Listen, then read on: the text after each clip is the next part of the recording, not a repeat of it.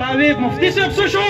مفتی صاحب دا دی ولاړ دی او له شلو کسانو سره نه دی ولاړ، دا لاس لږ اوچت کوي چې خلکو ته پته ولګي او دا کیمرې راواخلي.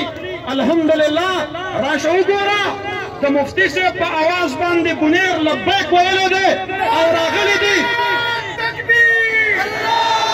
دا خبره درونو چې دا 30 ارب روپۍ سبسډي دا د قوم د خزانې نه وځي، خو د هغې دپاره دا قوم دلته د خپل کلي د سیاستدانانو په دروازو کې ورځې شپې تېري. دا جدا خبره ده.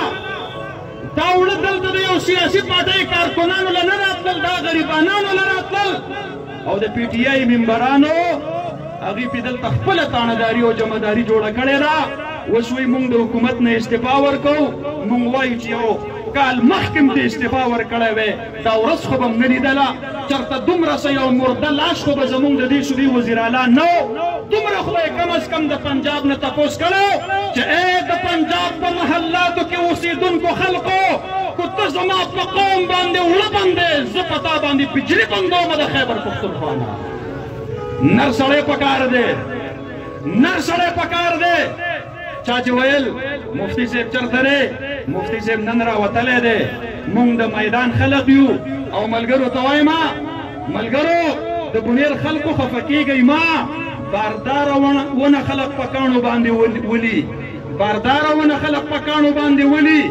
موږ نه که څوک توقع تمه ساتي، پته ده ورته چې زمونږ ممبران هغوی پالې لګولي دي په خپل خلو باندې او هغوی چېرته په پارلیمنټ کې، چېرته په کابینټ کې هغوی چېرته هم زموږ مقدمه نشي لړولی.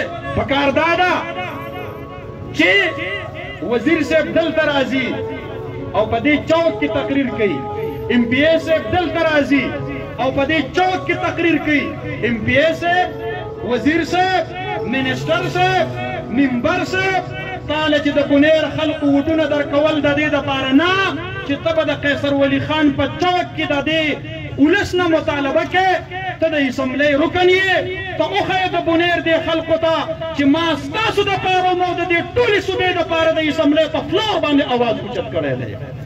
دا نشي ښودلی. منسټر صاحب د منسټر کار دا نه دی چې دی به د سوالۍ په چوک کې ته د چا نه مطالبه کې، ته کابینټ میټینګ ته لاړ شه، د خپل وزیر اعلی صاحب ګریوان کې لاس ور واچوه، وزیر اعلی صاحب زما قوم ته تکلیف دی، خو ما ته پته ده دا چغه ته نشي والی. څوک چې د یو فراډو په بدله کې د خپلې حلقې د الیکشن ټیکټ راواخلي، دا جرت نشي کولی چې بیا د چا ګریوان ته لاس ور واچي. وزیر اعلی صاحب بابک صاحب خو درته په اسمبلۍ کې ویلي و کېنه، زه درته دا نه وایم چې کېنه، زه درته وایم راویښ شه راپاسه.